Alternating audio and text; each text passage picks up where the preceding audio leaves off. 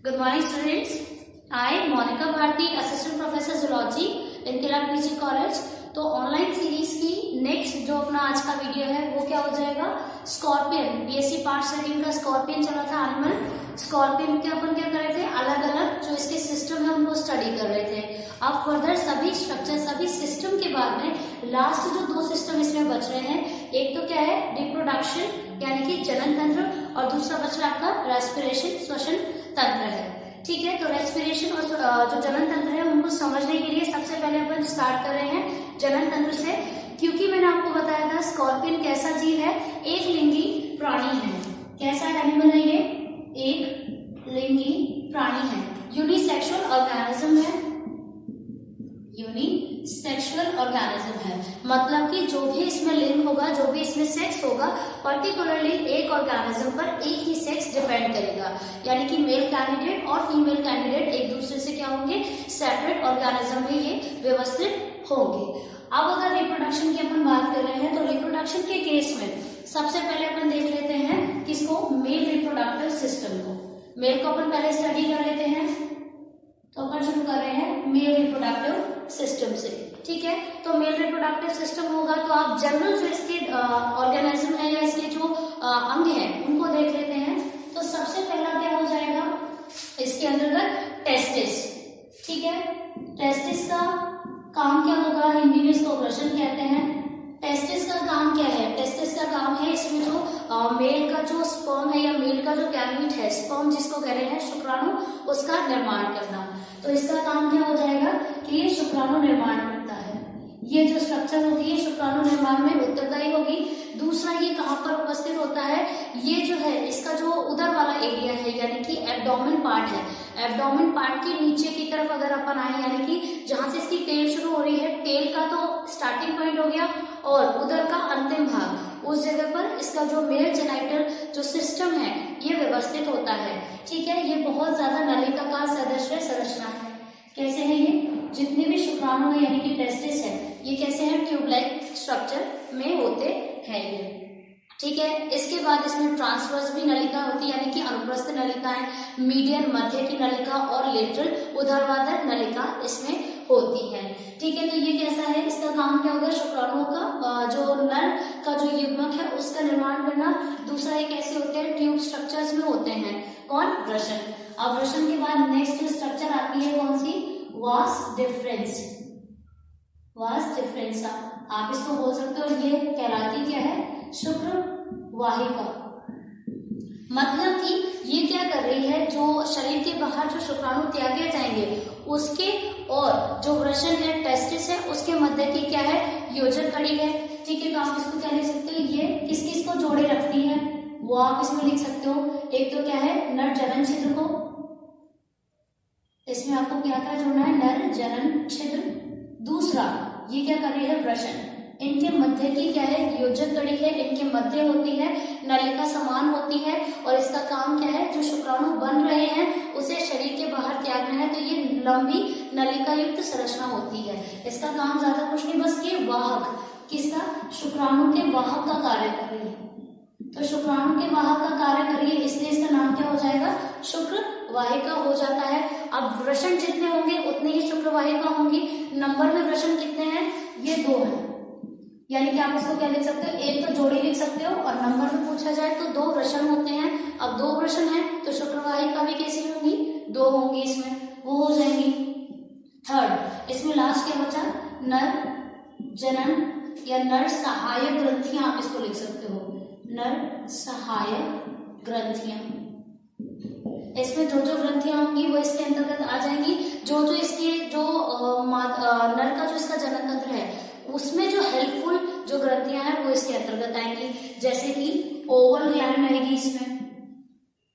Oval gland क्या करती है, शुक्र जो ये शुक्राणु बन रहे हैं उनके वहन के समय जो भी इसके बोल सकते हैं लिक्विड जो होता है, शुक्राणु के साथ जो लिक्विड रिलीज होता है उसके साथ उसके परिवहन के लिए क्या कर रही है, ये उसको लिक्विड बना कर देगी। इसके अलावा पैरामिक्सल ग्लैंड हो जाएगी इसमें, पैरामिक्सल ग्लैंड। ये 2 ग्लैंड्स होंगी जो इसमें क्या करेंगे, सहायक जो अंग के रूप में भी इसमें प्रयुक्त आ सकते हैं। ग्रंथि भी लिखेंगे इसमें और अंग भी लिख सकते हैं। दूसरा, इसमें आपका क्या होता है, फ्लैजेलम। फ्लैजेलम कौन सा पार्ट होगा जहां से शुक्रवाहिनी क्या कर रही है, डेवलप करती है, आगे बनेगी है, वो हो जाएगा। तो अब अपन इसको देख लेते हैं, ये इसके 3 क्या है मेजर पॉइंट्स हो जाएंगे, किसके, नरजनन तंत्र के। काम क्या है, शुक्राणु का निर्माण, इस पूरे तंत्र का नाम है शुक्राणु का निर्माण करना, ठीक है। जो नर का मेन काम होता है वो चीज इसमें है। अब ये क्या है इसका नरजनन तंत्र, तो इसको देख लेते हैं कौन कौन सी स्ट्रक्चर कहाँ कहाँ पर डेवलप हो रही है। तो ये क्या हो जाएगी, ये दोनों के दोनों क्या है इसके टेस्टिस है। अभी अपन ने क्या बोला कि ये कैसे है, नलिका समान है तो ट्यूब की तरह है। दूसरा कैसा है, 2 जोड़ी है तो इधर और इधर दोनों के दोनों टेस्टिस हैं, ठीक है। आगे चलकर ये एक ही जगह पर फ्यूज होंगे पर नंबर में कैसे होंगे, 2 होंगे। तो ये सभी की सभी संरचनाएं कौन सी है, जहां पर पूर्ववर्ती स्पर्मेटोसाइट्स रहते हैं। तो टेस्टिस में क्या होंगे, स्पर्मेटोसाइट्स होंगे। स्पर्मेटोसाइट कौन सी कोशिका है, शुक्राणु पूर्वी कोशिका, मतलब कि वह कोशिका होंगी जो आगे चलकर समय के साथ किसका निर्माण करेंगी, शुक्राणु का निर्माण करेंगी। तो ये टेस्टिस पे वास करती हैं और जब इनके अंतर्गत फर्टिलाइजेशन का टाइम आता है तो इनमें हार्मोन का जो लेवल है, टेस्टोस्टेरोन हो गए जो मानव में होते हैं, तो मेल जेनाइटल जो हार्मोन होते हैं उनका क्या हो जाता है, इसमें इंक्रीज हो जाता है, जो कि किसको प्रेरित करता है कि यहाँ पर शुक्राणु का निर्माण होना चाहिए। तो जो स्टोर स्पर्मेटोसाइट है ये क्या करेंगी, डेवलप होती रहेंगी और आगे चलकर शुक्राणु का निर्माण कर लेती है, ठीक है। अब यहाँ से शुक्राणु बनते हुए जाएंगे इस तरीके से दोनों ही ट्यूब्स में, ये उनकी क्या होगी, दिशा होगी। तो अब आप देखिए ये क्या होगी, क्योंकि ऊर्ध्वाधर है, इसको क्या बोलेंगे, ऊर्ध्वाधर को लॉन्गिट्यूडनल, तो आप यहाँ लिख सकते हो लॉन्गिट्यूडिनल टेस्टिस है। तो टेस्टिस का ही भाग पर ऊर्ध्वाधर है, इसलिए लॉन्गिट्यूडिनल टेस्टिस, ऊर्ध्वाधर वृषण इसको कहेंगे। अब ये कौन सा है, ये हो जाएगा क्या, ट्रांसवर्स। जब अपन किसी भी चीज को इस एंगल से इस एंगल तक इस तरीके से डिवाइड करते हैं, जैसे कि अपन को करना है ट्रांसवर्स सेक्शन काटते हैं, अनुप्रस्थ काट, तो अगर अपन इस जस्टर का काटे तो इधर से काटेंगे तो दिखाई कैसे देगा, ये वाला भाग देगा, तो ये क्या हो जाएगा, ट्रांसवर्स। तो यहाँ पर इस नलिका को आप क्या कह सकते हो, ट्रांसवर्स टेस्टिस, ठीक है। ये ट्रांसवर्स टेस्टिस हो जाएंगे। मध्य में कुछ नहीं आ रहा है, क्योंकि अगर ये ट्यूब एक ही जगह पर होती तो ये मध्य का भाग बनाती, जैसे कि यहाँ पर है, यहाँ पर नहीं हो रखा है तो इसलिए इसको कोई मीडियन वाला हमको नाम नहीं देना है। तो लॉन्गिट्यूडिनल टेस्टिस से होते हुए, ट्रांसवर्स टेस्टिस से होते हुए सभी शुक्राणु ऊपर की तरफ यहाँ पर मूवमेंट करते हैं, ठीक है। ये क्या हो जाएगा इसका, ये हो जाएगा इसका जो शुक्राशय होता है, शुक्र का आशय मतलब वह भाग जहां पर शुक्राणु आकर स्टे करते हैं, रुकते हैं या कुछ समय के लिए स्टोर होते हैं। शुक्राशय क्या कर रहा है, संग्रहण का काम करता है, स्टोर करने का काम करता है। तो यहाँ से जितने भी शुक्राणु बनेंगे दोनों की दोनों शुक्राशय में आकर क्या करेंगे, स्टोर हो जाएंगे। शुक्राशय को क्या कहते हैं, सेमिनल वेसिकल, आप यहाँ देख सकते हो इंग्लिश में सेमिनल वेसिकल, ये हो जाएगी सेमिनल वेसिकल हो जाएगा। अब इसके आगे अपन देखें ये क्या हो जाएंगे, ये हो गए, ये हो गए, ये सभी के सभी क्या होंगी, वास डिफरेंसा यानी कि शुक्रवाहिनी। इसी से क्या कर रहा है, यहाँ से टेस्टिस, टेस्टिस यहीं तक खत्म हो चुका है, ये ध्यान रखने की बात है। यहाँ से आगे जो शुक्राणु वाहिका है, वास डिफरेंसा है, वो स्टार्ट हो गई है। तो ये क्या हो जाएगी, शुक्रवाहिका, ठीक है। ये वाहिका हो गई, दोनों की दोनों तरफ शुक्रवाहिका है। ये यहाँ से शुक्राशय में क्या आ गए, स्पर्म आ गए। अब यहाँ से ये इस एरिया में आ जाएंगे। ये कौन सी ग्लैंड होगी आपकी, पैरामिक्सल ग्लैंड, ठीक है। और ये कौन सी ग्लैंड है आपकी, ओवल ग्लैंड। अब क्योंकि अपन ने शुक्राणु यहाँ से यहाँ पहुंचा है, यहाँ आ गए शुक्राणु, अब यहाँ से जब इधर आएंगे तो जो पैरामिक्सल ग्लैंड है और जो ओवल ग्लैंड है क्या करेगी, शुक्राणु के साथ जो लिक्विड है उसे इसके अंतर्गत फ्यूज कर देगी। अब क्या होगा, ये क्या है इसका, मेल जेनाइटल पोर यानी कि नर जनन छिद्र। ये नर जनन छिद्र होगा जब भी इसमें रिप्रोडक्शन का टाइम आएगा तो जो बने हुए स्पर्म है वो इस पूरे तंत्र में ट्रैवल करते हुए कहां पर पहुंच जाएंगे, नर जनन छिद्र के पास पहुंच जाएंगे। और वहां पर जब रिक्वायरमेंट होगी स्पर्म के एक्सक्रीशन की, उत्सर्जन की, तो तब क्या होगा, इस छिद्र के द्वारा जो शुक्राणु है वो बॉडी में जो है बाहर त्याग दिए जाएंगे। इसमें से ये जो स्ट्रक्चर है ये आपकी फ्लैजेलम हो जाएगी, ठीक है। ये आप बाद में लेकर कर लीजिएगा। ये सहायक ग्रंथियां हैं, ज्यादा इसका मेन काम नहीं है। मेन काम किस किसका है, टेस्टिस, शुक्रवाहिका, शुक्राशय और जेनाइटल पोर, इतना ही आपको मेल जनन जो इसका तंत्र है उसमें इसको याद रखना है। तो ये तो क्या हो गया नर का एरिया। अब अपन देख रहे हैं मादा के अंतर्गत क्या हो रहा है, मादा कौन कौन सी चीजें इसमें डेवलप कर रही है, मादा के अंतर्गत क्या क्या इसमें आता है वो देख लेते हैं। इसका डायग्राम ही इरेज कर देते हैं, बाकी अपन फीमेल में पढ़ेंगे। ये तो नर का सिस्टम था पूरा पूरा, क्योंकि ये एक लिंगी प्राणी है तो नर तंत्र अलग से डेवलप हो रहा है। अब ये क्या हो जाएगा मादा जनन तंत्र, ठीक है। अब मादा जनन तंत्र में क्या क्या याद रखने की चीजें हैं, सबसे पहले याद रखते हैं मादा, मादा का देख रहे हैं तो सबसे पहली चीज ओवरी, अंडाशय होना चाहिए। अगर अंडाशय ही नहीं होगा तो मादा का जो ओवा है यानी कि जो युग्मक है वो प्रोड्यूस नहीं होगा, तो सबसे पहली चीज अंडाशय इसमें होना चाहिए। दूसरी चीज यूट्रस होना चाहिए, यूट्रस होता है गर्भाशय, क्योंकि जो स्कॉर्पियन इससे पहले जितने भी एनिमल्स पढ़े उसमें तो क्या था वहां क्या हो रहा था निषेचन हो रहा था, परंतु इसमें क्या हो रहा है आंतरिक निषेचन होगा। अब शरीर के अंदर फर्टिलाइजेशन होगा तो जो युग्मक है वो शरीर के अंदर मिलेंगे, किसके फीमेल के शरीर के अंतर्गत। तो अगर युग्मकों को मिलाना है इन दैट केस यूट्रस होना चाहिए, जैसे कि मानव में होता है गर्भाशय में ही नर युग्मक मादा युग्मक से क्या करेगा मिलता है, इसलिए यहाँ पर क्या होगी गर्भाशय की आवश्यकता होगी। तीसरी चीज होगी अंडवाहिनी, जिस प्रकार का निषेचन है उसी प्रकार की क्या हो रही है संरचना डेवलप होती है, ठीक है। ओविडक्ट हो जाएंगी, इसके अलावा इसमें क्या हो जाएंगे ओवरियोल्स, क्योंकि इसमें बहुत सारे ओवरियोल्स होते हैं इसलिए ये क्या हो जाएगा इस तरीके से इसमें 4 संरचना डेवलप होती हैं। अंडाशय का काम आपको पता है क्या करना, ओवा प्रोड्यूस करना, अंड बनाना, ठीक है। कब बनाना, जब इसमें हार्मोन का लेवल इम्बैलेंस होगा, साम्यावस्था से परिवर्तित होगा, तब अंडाणु का निर्माण शुरू हो जाएगा। जो अंडाणु की पूर्ववर्ती कोशिका है वो क्या कहलाएगी oocyte, ठीक है। इन oocyte से जो मेच्योर है यानी कि परिपक्व अंडा डेवलप होगा, तो यहाँ से oocyte से क्या बनेंगे मेच्योर ओवा, मेच्योर ओवा बन गए। अब गर्भाशय कौन सा भाग होगा, गर्भाशय वह भाग होता है जहां पर नर युग्मक मादा युग्मक के साथ मिलते हैं, ठीक है। यहाँ पर क्या होगा निषेचन जो है वो पूरा का पूरा संपूर्ण प्रक्रिया निषेचन की यहीं पर होती है। तो गर्भाशय क्या है फूला हुआ भाग होता है, और इसमें जो अंडाशय है ये कैसा भाग है, ये नलिकाकार है, कंप्लीटली नलिकाएं हैं और बहुत सारी नलिकाएं हैं, ठीक है। तो इस तरीके से होगा गर्भाशय होगा। अंडवाहिनी का काम क्या होता है, अंडवाहिनी का काम ये होगा कि जो जेमेटल मादा का जो जनन छिद्र है उससे अंडाशय को क्या करना, उसका वाहन करना, जैसे कि शुक्रवाहिनी का काम था तो इसका भी काम क्या है वाहक का काम है, वेक्टर का, एक तरीके से वेक्टर में ले जाकर देना। और ओवियोल्स कौन से भाग होते हैं जहां पर ये परिपक्व होंगे, तो ओवा मैचुरेशन,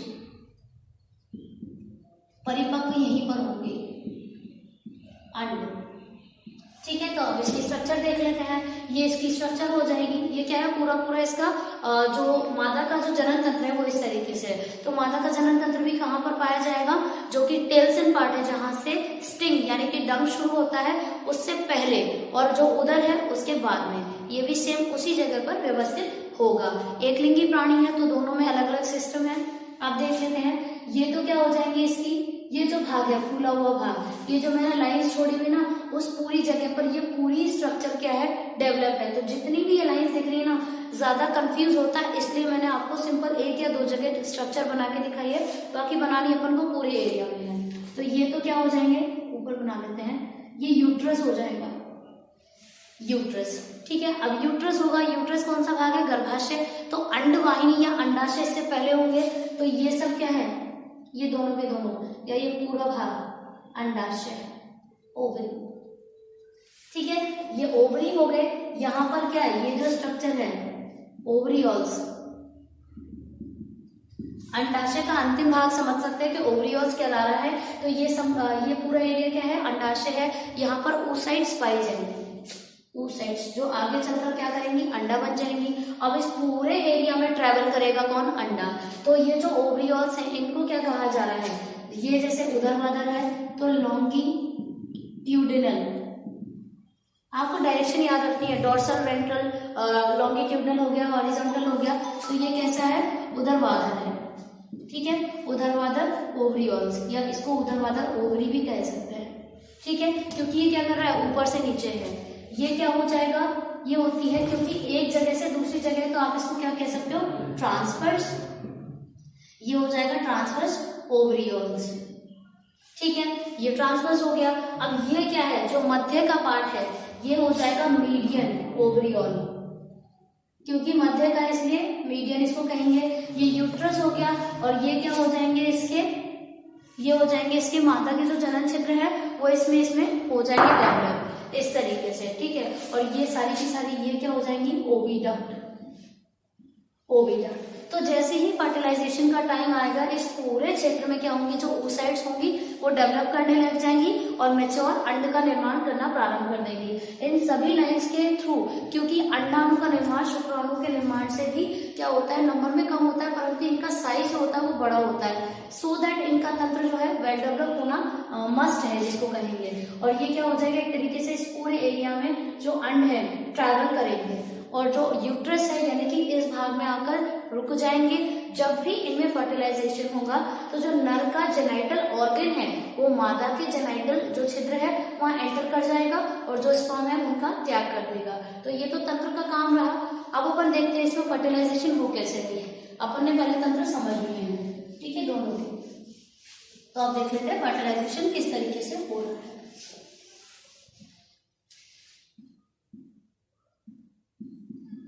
फर्टिलाइजेशन, निषेचन। ठीक है, तो सबसे पहली चीज ध्यान रखने की बात है, जो ये स्कॉर्पियन है, स्कॉर्पियन में फर्टिलाइजेशन होता कब है, तो स्कॉर्पियन का जो फर्टिलाइजेशन है ज्यादातर वर्षा ऋतु के समय होता है, यानी कि आप देख सकते हैं जून जुलाई के अप्रोक्सीमेटली। तो आप टाइम भी देख सकते हो, वर्षा ऋतु के टाइम पर होगा।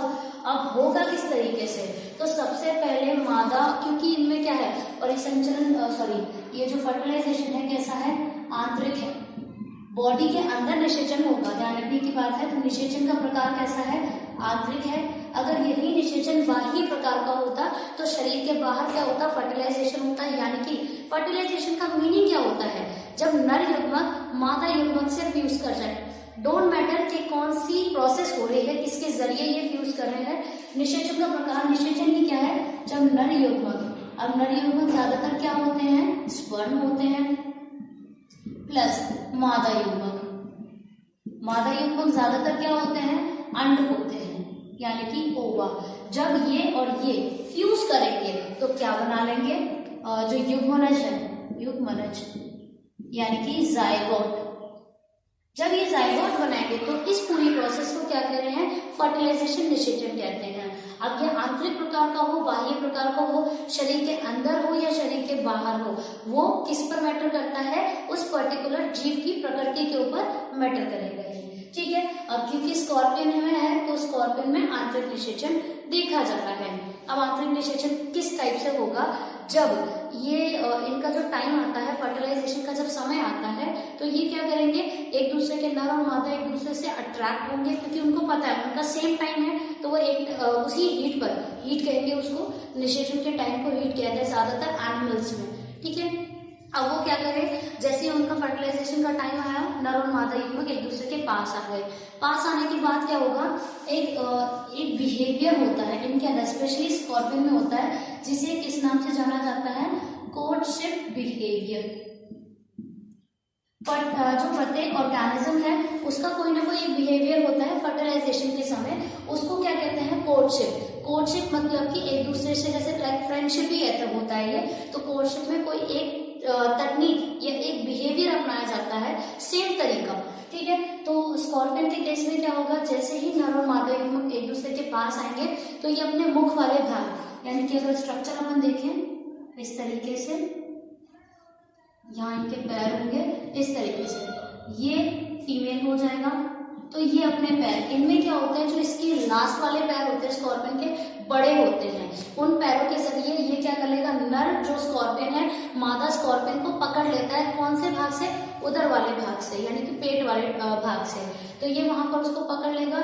उसको पकड़ने के बाद 1 आवर तक, 1 घंटे तक ये एक दूसरे से क्या करते हैं, जो बोलते हैं अपन, स्टिक रहते हैं, एक दूसरे से चिपके हुए रहते हैं। और आफ्टर 1 आवर क्या होगा, फर्टिलाइजेशन होगा। और ये जो 1 घंटे तक चिपके रहेंगे ना, उसमें ये इसका एक पर्टिकुलर डांस होता है जिसे स्कॉर्पियन डांस कहते हैं। Scorpion dance. ठीक है, तो ये पर्टिकुलर डांस करेंगे, 1 घंटे तक ये एक दूसरे से स्टिक रहते हैं। आफ्टर दैट ये क्या होगा, जो मादा है और जो नर है एक दूसरे से सेपरेट हो जाते हैं, और सेपरेट होने के बाद एक और इसका स्पेशल बिहेवियर है, जो फीमेल है वो मेल को खा जाएगी, पूरे मेल को ईट कर जाएगी। क्योंकि जब फर्टिलाइजेशन होगा, आफ्टर फर्टिलाइजेशन किसी भी मादा को बहुत ज्यादा हंगर लगती है, भूख लगती है, सो दैट ये क्या करेगी, ये भूल जाएगी कि ये इसी स्पीशीज का ये क्या है, ये उसको खा जाएगी। ठीक है, तो फीमेल जो है मेल को ईट कर जाती है। ईट करने के बाद मेल का तो काम खत्म हो गया, मेल ने तो फर्टिलाइजेशन कर लिया, उसका डन है, वो मर चुका है। अब फीमेल क्या करेगी, आफ्टर लगभग इसमें जो बोलते हैं 2 से 3 डेज, ये क्या करती है, क्योंकि बॉडी में स्पर्म आ चुका है, सो दैट इनके अंतर्गत क्या हो जाएगा, जो ह्यूमनस है, जाइगोट है, उनका निर्माण शुरू हो जाता है। और बाद में ये जो बच्चे निकलेंगे किससे, मादा स्कॉर्पियन से, वो भी बहुत ज्यादा भूखे होते हैं। सो दैट मादा के गर्भ से निकलने के बाद यूट्रस से एक साथ नंबर में बहुत ज्यादा निकलते हैं, और लगभग 10 से 100 तक इनका नंबर माना जाता है। एक बार में इतने ये स्कॉर्पियन निकल जाते हैं। तो मादा से जैसे ही स्कॉर्पियन निकलेंगे तो ये यूट्रस को, ऐसा कहते हैं, यूट्रस को फाड़ कर निकलते हैं। तो यूट्रस फट जाएगा, तो जिससे क्या होगा, मादा की भी मृत्यु हो जाती है, और निकले हुए सभी शिशु स्कॉर्पियन क्या करते हैं, मादा को ईट कर जाते हैं। तो फीमेल ने मेल को खाया, और मेल के जो बच्चे हैं, शिशु जो स्कॉर्पियन है, वो सभी उसको भी खा जाते हैं। सो दैट इनमें आगे सेम प्रोसेस चलती रहती है। अब क्योंकि जल्दी जल्दी फटते हैं, तो इनका एक मादा बहुत ज्यादा अंडे देगी। अब अपने केस में, मानव के केस में क्या होता है, एक भी बच्चा है, उस बच्चे का इतनी अच्छी तरीके से पेरेंटल केयर की जाती है कि वो कंपटीशन, जो नेचुरल सिलेक्शन, जो प्रकृति का कंपटीशन है, प्रतिस्पर्धा है, उसको झेल लेता है और क्या, जीवित रहता है। परंतु इनमें क्या होता है, स्कॉर्पियन के मरने के चांसेस बहुत ज्यादा होते हैं। सो दैट ये क्या करते हैं, मादा स्कॉर्पियन बहुत ज्यादा नंबर में क्या करती है, जो बच्चे हैं, शिशु स्कॉर्पियन है, उनको रिलीज करेगी। तो इस तरीके से क्या होता है, इसमें फर्टिलाइजेशन होता है, और ये भी बहुत टाइम तक डेवलप करते हैं, और शिशु स्कॉर्पियन ही मादा के शरीर से बाहर निकलता है। कोई लार्वा नहीं बनेगा, कोई प्यूपा नहीं बनेगा, कोई अंडा बाहर नहीं निकलेगा। इसलिए ये क्या होते हैं, ये विविपैरस होते हैं। विविपैरस क्या होते हैं, वे सभी जीव जो कि मतलब अपन बोल सकते हैं शिशु के रूप में, या फिर फर्टिलाइजेशन के बाद अपने समान जीव उत्पन्न करते हैं। जैसे कि अपन अपने समान जीव उत्पन्न कर रहे हैं, तो अपन कौन है, ओविपैरस। इसी की जगह अगर अपन अंडा देते तो अपन क्या हो जाते हैं, ओविपैरस, ओवा देने, अंडा देने वाले जीव। तो इस तरीके से ये स्कॉर्पियन कैसा है, विविपैरस जीव है। तो ये क्या हुआ, इसका फर्टिलाइजेशन खत्म होता है। अब एक और इसमें जो छोटा सा इसका सिस्टम है, वो और देख लेते हैं अपन, कौन सा, इसका रेस्पिरेशन। इसमें किस तरीके से रेस्पिरेशन हो रहा है वो देख लेते हैं। बहुत छोटा सा तंत्र है, ज्यादा कुछ ऐसा डेवलपिंग नहीं है। रेस्पिरेशन की बात करते हैं। अब क्योंकि रेस्पिरेशन की बात कर रहे हैं, तो सबसे पहले मीडियम की बात करनी चाहिए कि ये कहाँ पर रह रहे हैं। तो अपन ने बात करी थी, स्कॉर्पियन जो है कहाँ पर रहता है, स्थलवासी है, स्थल पर रहता है। तो इसके अंतर्गत किस रेस्पिरेटरी ऑर्गन का डेवलपमेंट होना चाहिए था, लंग्स का। ठीक है, क्योंकि स्थल पर रह रहा है, आज अपन स्थल पर रहते हैं, अपने पास क्या है, फेफड़े हैं, लंग्स हैं। सो दैट इनके पास क्या है, क्योंकि ये बहुत इन्वर्टिब्रेट का, या अपन बोल सकते हैं ऑर्थोपोडा के बहुत डेवलपिंग एनिमल थे। तो इनमें क्या हुआ, प्रॉपरली अपने जैसे लंग्स डेवलप नहीं हुए, उन्हीं के समान एक स्पेशल संरचना है, क्या, बुक लंग, इनका डेवलपमेंट हुआ। इसको हिंदी में कहते हैं पुस्त फुफ्फुस। पुस्त मतलब पुस्तक जैसा, इसलिए पुस्त फुफ्फुस कहा जाता है। ठीक है, पुस्त फुफ्फुस इसमें डेवलप हो गए। अब पुस्त फुफ्फुस होते क्या क्या हैं, तो नंबर में कितने होंगे, 4 जोड़ी होंगे। कहाँ कहाँ पर पाए जाएंगे, तो अपन ने जब स्कॉर्पियन का डायग्राम बनाया था, तो उधर वाला भाग बनाया था, उसमें खंड नंबर 3 से लेकर ये खंड नंबर 6 तक, तीसरा, चौथा, पांचवा, छठा, 4 हो गए। इस तरीके से खंड तीसरे से खंड छठे तक ये क्या करेंगे, इनकी बॉडी में पाए जाएंगे, 4 जोड़ी होंगे। ठीक है, ये बॉडी के बिल्कुल वेंट्रल साइड, उधर वाले भाग पर बिल्कुल आप देख सकते हो, वेंट्रल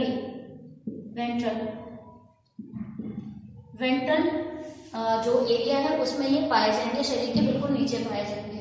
ठीक है, पुस्त फुफ्फुस का बहुत सिंपल का इसका एग्जाम्पल है, या इसका जो डायग्राम है वो आप डायरेक्ट देख सकते हो। ये बिल्कुल ऐसा है, हार्ट के समान है। इसमें 2 चेम्बर्स होते हैं। पहला चेम्बर क्या कहलाता है? Arterial chamber. चेम्बर मतलब कि कक्ष है।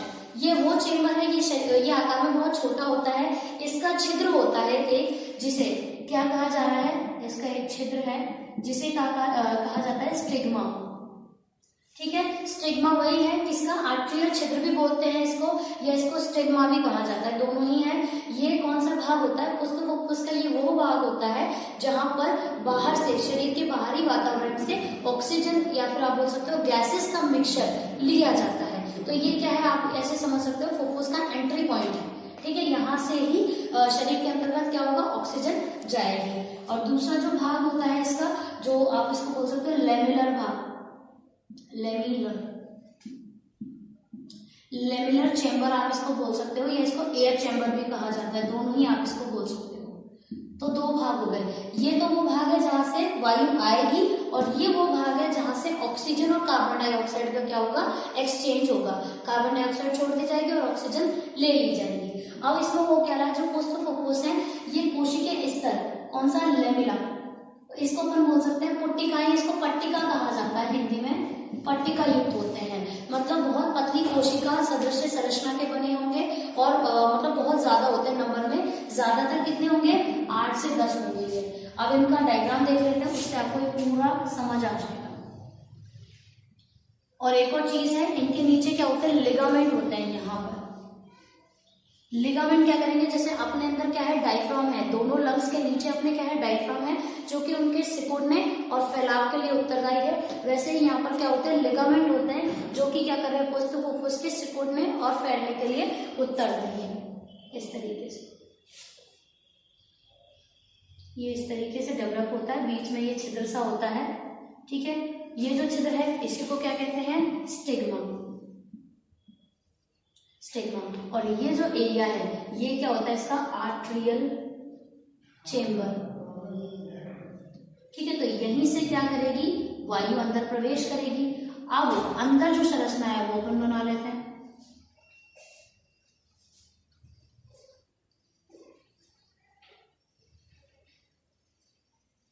इस तरीके से पूरी संरचना कंगे समान होता है ये बिल्कुल। तो ये इस तरीके से क्या होता है? डेवलप होता है। ठीक है, ये क्या है? पुष्प फुफ्फुस की संरचना है। अब इनको एक एक को क्या कह रहे हैं? इनको कहते हैं लेमिलाई। क्या कह रहे हैं? लेमिलाई कहते हैं। कोशिका का बहुत पतला चद्दर समान आप बोल सकते हो, बहुत ही थिन होता है, और कोशिकाओं का ये बना होता है। यहाँ पर क्या होती है? इस एरिया पर एपिथेलियम कोशिकाएं पाई जाती हैं, जो कि ऑक्सीजन के चेंज के लिए आप बोल सकते हो, वायु के क्या करना? एक्सचेंज के लिए, विनिमय के लिए, वायु के विनिमय के लिए ये उत्तरदायी होती हैं। तो ये क्या हो जाएंगी? एपिथेलियम, गलत लिखा, थीलियम सेल। ये एपिथेलियम सेल हो गई। ये क्या हो गए? लिगामेंट हो गए। ठीक है, ये लिगामेंट क्या करेंगे? समय समय पर जैसे जैसे इसके ब्रेन से स्टिमुलाई मिलेगा, उद्दीपन मिलेगा, उस हिसाब से क्या करेंगे? इसको सिकोड़ने का और फैलाने का काम करेंगे। किसको? पुष्प फुफ्फुस को। ये एक पुष्प फुफ्फुस की संरचना है। यहाँ पर क्या होता है? यहाँ होता है वेंट्रल सीनस। अब वेंट्रल सीनस याद करो, ये संरचना अपन ने कहाँ सुनी थी? जब अपन ने लास्ट रक्त परिसंचरण तंत्र बनाया था, तो अपन ने क्या बनाया था कि जो पूरा का पूरा अशुद्ध रक्त है वो कहाँ पर आ जाता है? वेंट्रल सीनस में। तो यहाँ पर आएगा कौन सा रक्त? अशुद्ध रक्त, क्योंकि ये लंग्स है तो यहाँ पर शुद्धिकरण होगा किसका? रक्त का। तो वेंट्रल सीनस इसके ऊपर व्यवस्थित होता है। ये कौन सा चेम्बर हो जाएगा? एयर चेम्बर, क्योंकि यहाँ पर एयर का क्या हो रहा है? विनिमय हो रहा है, वायु का विनिमय होता है। अब प्रोसेस कैसे चलेगी? ये तो हो गई संरचना की बात। अब इसमें आप एक नेक्स्ट पॉइंट डालकर आप लिख सकते हो क्रियाविधि, किस तरीके से काम होता है। तो जैसे ही आर्ट्रियल चेम्बर में क्या होता है? इसमें हमेशा एयर भरी रहती है, हवा भरी रहेगी। ठीक है, तो जैसे ही ये हवा कम होगी, कैसे? जब ये लिगामेंट इस वक्त प्रेशराइज करेंगे, दोनों एंगल से इसको प्रेशर किया जाएगा, तो एयर क्या करेगी? एक बार सोचिए, जैसे गुब्बारा है, उसमें एक टाइम के लिए हवा भरी हुई है। जब अपन गुब्बारे को दबाते हैं तो पर्टिकुलर उस पूरे गुब्बारे में एक क्षेत्र बढ़ जाता है। क्यों? क्योंकि उस हवा का जो एरिया था वो हवा दूसरे एरिया में पहुंच गई। तो जब इन लिगामेंट के थ्रू इन पर प्रेशर दिया जाता है, यहाँ से प्रेशर दिया जाएगा, तो ये लिगामेंट इस क्षेत्र को बंद करेंगे। बंद करने से क्या होगा, आर्ट्रियल चेम्बर में भरी हुई हवा ऊपर की तरफ जाएगी। ठीक है, अब यहाँ पर क्या हो रहा है, ये संरचना हमने इस तरीके से बनाई। यहाँ पर अपन एक और डायग्राम इसमें देख लेते हैं। ये जो डॉट डॉट लाइन है ना, इसमें ब्लड है, ये ध्यान रखने की बात है, क्योंकि यहाँ से ब्लड आएगा ना पूरे एरिया में। इसमें डॉट डॉट बना लेते हैं, एक मिनट। हाँ, यहाँ पर भी आएगा, एक हो गया,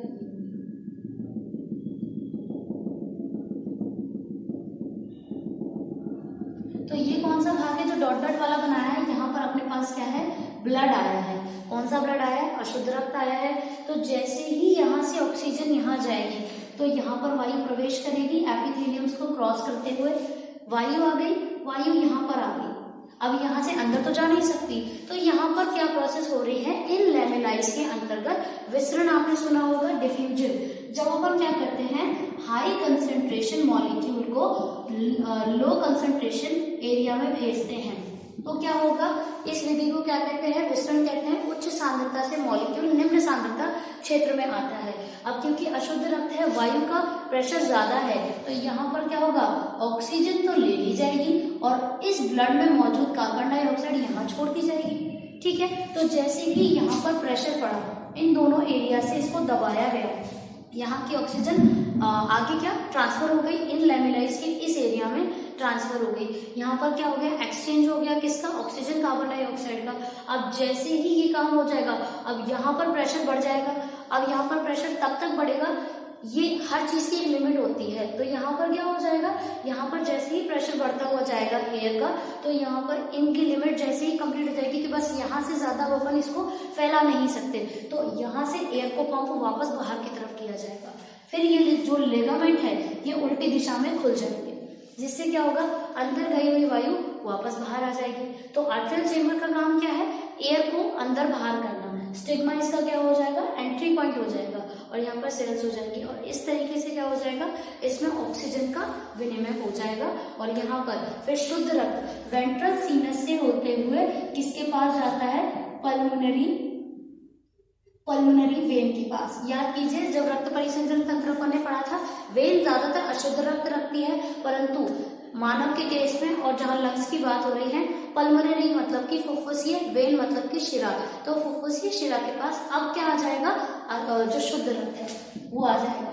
और यहाँ से इस शुद्ध रक्त को किसको दे दिया जाता है, हार्ट को दे दिया जाता है। और हार्ट क्या करेगा, बाकी सभी आर्टरीज में जाकर तुरंत पंप कर देगा। इसको पंप करने से क्या होगा, वहां पर शुद्ध रक्त मिल जाएगा। तो यहाँ पर इस तरीके से अशुद्ध रक्त को शुद्ध किया जाता है, और ये कंप्लीट क्या हो जाएगा आपका रेस्पिरेटरी सिस्टम। बाकी अपन नेक्स्ट वीडियो में नेक्स्ट एनिमल पढ़ेंगे। Thank you.